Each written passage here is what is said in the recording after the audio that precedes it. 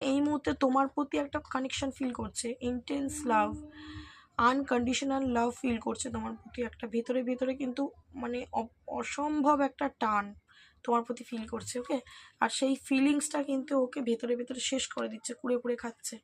Okay, king of cups বলে দিচ্ছে যে ও কিন্তু তোমার প্রতি emotionally connected, definitely emotionally connected, এবং তোমার প্রতি কিন্তু প্রচুর ভালোবাসা, প্রচুর মানে প্রচুর ভালোবাসা, কিন্তু ও এটা প্রকাশ করছে না তোমাকে।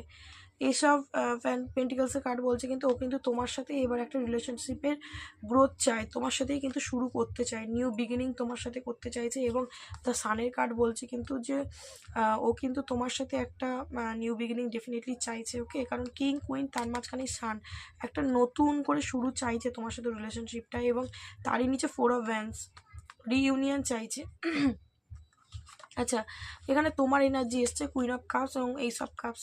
আমি এখানে দেখতে পাচ্ছি যে ওর কিন্তু তোমার প্রতি মানে ইমোশনাল একদম মানে ওভারফ্লো হবে। ওকে, বা আজকের ডেটে হচ্ছে